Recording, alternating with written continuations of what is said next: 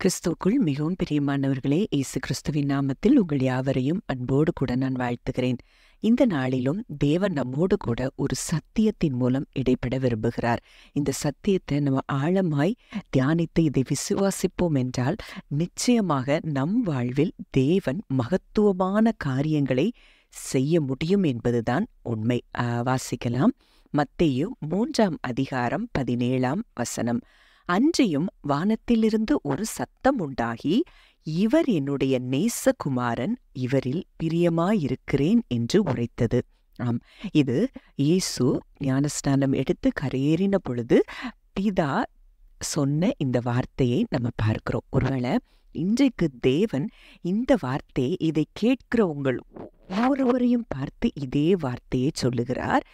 நீங்கள் அவருடைய நேசகுமாரர்களாம், நேசகுமாரத்திகளாம், உங்களில் அவர் மிகவும் பிரியமாயிருக்கிறேன் என்று சொல்லி அவர் வாக்கு கொடுக்கிறார். ஏன்னா வசனம் நம்ம தெளிவாக நம்ம நிறைய காரியங்களை இன்றைக்கு பார்க்க போகிறோம். இன்றைக்கு நம்ம இருதயத்தில் இருக்கிற சிந்தனைகளில் இருக்கிற அரண்களை தேவன் உடைக்க விரும்புகிறார்.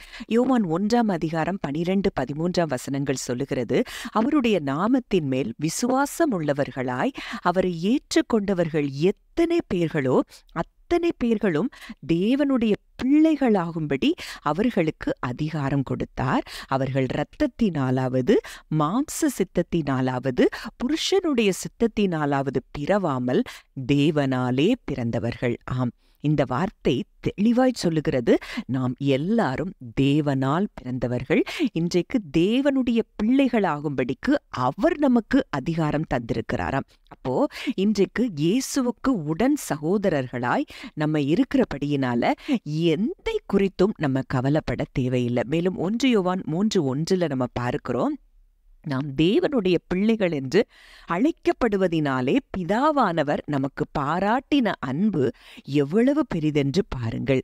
அப்போ தேவன் நமக்கு பாராட்டின அன்பு எவ்வளவு பெரிதுன்னு நம்ம அதை பார்க்கணும்னா, நம்ம அவர் பிள்ளைகள் என்று சொல்லி அழைக்கப்படுறதாங்கிறத இந்த வார்த்தையில பார்க்கிறோம். எவ்வளவு பெரிய ஸ்லாக்கியத்தை தேவன் நமக்கு கொடுத்திருக்கிறார். சரி, இன்றைக்கு நம்ம பிள்ளைகள் ஆயிட்டோம். அப்போ நமக்கு இதனால என்ன ஸ்லாக்கியங்களை தேவன் கொடுத்திருக்கிறான்னு பார்க்கும்போது, இயேசுவானவர் எதையெல்லாம் அறிந்திருந்தாரோ, எதையெல்லாம் விசுவாசித்தாரோ, அது எல்லாம் இன்றைக்கு நமக்குரியதாய் மாறுகிறது. யோவான் 11:42 லாசருவின் கல்லறைக்கு முன்பாக நின்று ஒரு ஜெபத்தை இயேசு கிறிஸ்து ஏறெடுக்கிறார். அதுல சொல்றாரு, நீர் எப்பொழுதும் எனக்கு செவி கொடுக்கிறீர் என்று நான் அறிந்திருக்கிறேன். அப்போ நேசகுமாரனாகிய இயேசுவின் ஜெபத்திற்கு எப்பொழுதும் அவர் செவி கொடுக்கிறார் என்றால், இன்றைக்கு உங்க ஒவ்வொருவருடைய விண்ணப்பங்களும், ஒவ்வொரு விண்ணப்பங்களுக்கும் அவர் செவி கொடுக்கிறார் என்பதுதான் சத்தியம். மேலும் மத்தேயு 26:53 அவர் சிலுவைக்கு போகும்போது அந்த பிரதான ஆசாரியனுடைய காதை பேதுரு வெட்டின பொழுது அந்த இடத்துல தேவன் ஒரு கான்வர்சேஷன் நடக்குது. அந்த இடத்துல ஒரு காரியத்தை தேவன் சொல்லுகிறார், இயேசு சொல்லுகிறார், நான் இப்பொழுது என் பிதாவை வேண்டிக் கொண்டால் அவர் 12 லேகியோனுக்கு அதிகமான தூதரை என்னிடத்தில் அனுப்ப மாட்டார் என்று நினைக்கிறாயா அப்படின்னு சொல்றார். நான் இப்ப கேட்டா கூட அவ்வளோ தூதர் கூட்டத்தை எனக்காக பிதா அனுப்புவார்னு சொல்லி, எனக்கு அனுப்ப மாட்டார் நீ நினைக்கிறியான்னு சொல்லி இயேசு கிறிஸ்து கேட்கிறத பார்க்கிறோம். இதே ஸ்லாக்கியத்தை தான் இன்றைக்கு நமக்கு தேவன் கொடுத்திருக்கிறார். இதை எவ்வளவு தூரம் நீங்க ஆழமாய் இந்த வார்த்தைகளை விசுவாசித்து, நான் எதை கேட்டாலும் தேவன் எனக்கு செவி கொடுக்கிறார், நான் சொன்னா தூதர்கள் இறங்கி வருவாங்க அப்படின்னு சொல்லி நீங்க ஆழமாய் இந்த வார்த்தைகளை அறிந்து விசுவாசிப்பீர்களானால், கர்த்தர் உங்க வாழ்க்கையில மகத்துவமான காரியங்களை நிச்சயம் செய்வார். அப்போ இதுல எங்க நம்ம தவறு நடக்கிறதுனா, நமக்கு இந்த அளவுக்கு இயேசு கிறிஸ்துவை போல தேவன் என்னை நேசிக்கிறார்ங்கிறத நம்ம அறியாததுனாலதான் நம்ம நிறைய நேரங்கள்ல பயங்கள்ல சிக்கி தவிக்கிறோம். அப்போ இன்றைக்கு தேவன் நம்மை பார்த்து அவர் சொல்லுகிற ஒரு வார்த்தை, நீங்கள் என்னுடைய நேசகுமாரர்கள், நேசகுமாரத்திகள், உங்களில் நான் பிரியமாயிருக்கிறேன் என்று சொல்லி அவர் சொல்லுகிறபடியினால, நம்மள தேவன் பிரியமாயிருக்கிறபடினால நம்முடைய வேண்டுதல்கள் எல்லாவற்றையும், மன விருப்பங்கள் எல்லாவற்றையும் அவர் இன்றைக்கு நிறைவேற்றி தருகிறார். ஜெபிக்கலாம். அன்பின் பரலோக தகப்பனே, நன்றியோடு துதிக்கிறோம், ஸ்தோத்தரிக்கிறோம் அப்பா. நீர் எங்கள் மேல பாராட்டின அன்பு எவ்வளவு பெரிதென்று பார்க்கிறோம் அப்பா.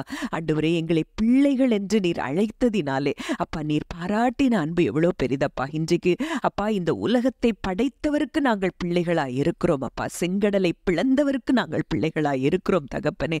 எவ்வளோ பெரிய பெரிய அற்புதங்கள் அதிசயங்களை வேதத்துல பார்க்கிறோம். அப்படிப்பட்ட காரியங்களை செய்தவருக்கு நாங்கள் பிள்ளைகளாய், எங்கள் இயேசு கிறிஸ்துவுக்கு நாங்கள் உடன் சகோதரிகளாய் நாங்கள் இருக்கிறோம் அப்பா.